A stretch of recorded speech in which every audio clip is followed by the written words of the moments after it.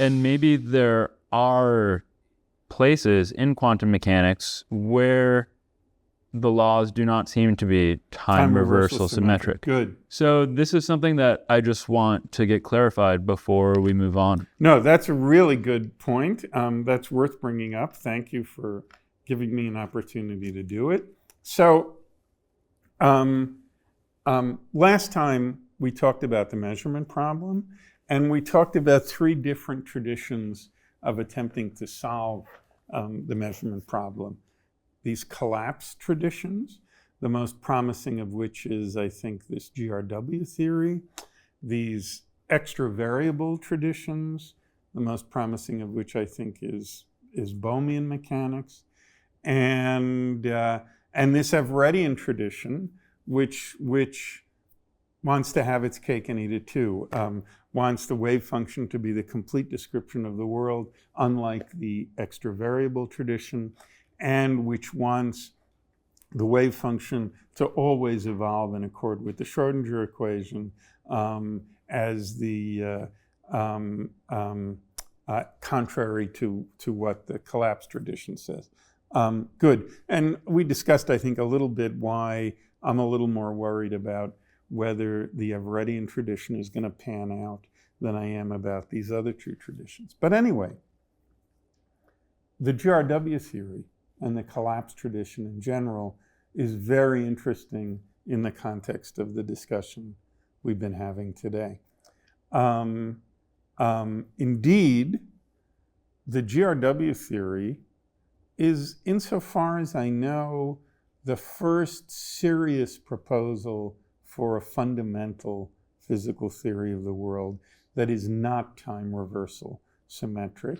It ought to be clear to people who listen to that other conversation and know a little bit about how the GRW theory works. The GRW theory says that every now and then the wave function suddenly contracts. It gets multiplied by a very narrowly peaked function, which sucks a lot of it into a small spatial area. Then it typically starts to spread out again, often gets sucked back together again. Good.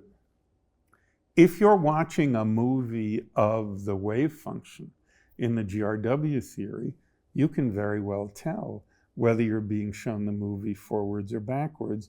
This is not a time reversal symmetric fundamental theory. That is, it's only toward the future that the wave function suddenly contracts. If you watch the film backwards, you would see the wave function abruptly expanding when one of these collapses occurs. So the GRW theory is indeed a proposal for a fundamental physical theory, and this exposes, by the way, that I was speaking in a little bit too sweeping a way earlier in the conversation when I said there's been no serious proposal since Galileo for a fundamental theory that's time reversal asymmetric. The one serious exception to this I know is the GRW theory. And it's very interesting in that way. The immediate question that occurs to you when you realize this is, I wonder if this time asymmetry in the GRW theory could be parlayed into an explanation of the macroscopic asymmetries that we've been talking about for the past hour or so. That is, I wonder if the time asymmetry of the GRW theory could do the job of the law governing initial conditions that Feynman thought we had to add to the dynamical equations in motion. Good. That's a long story, okay? I think a case can be made that it can't do the job of replacing these initial conditions, that even if the GRW theory turned out to be the correct solution to the quantum mechanical measurement problem, that is, let me back up a little bit. we have a problem in time-symmetric theories because we have these time asymmetries of our everyday experience, but we've got a perfectly time-symmetric fundamental theory. So there's some kind of mismatch. Something is wrong, something is missing. We've been talking for the past hour about filling in the something that's missing by specifying a certain kind of initial condition. Of course, you don't have a simple argument like that if the fundamental theory is not time reversal symmetric.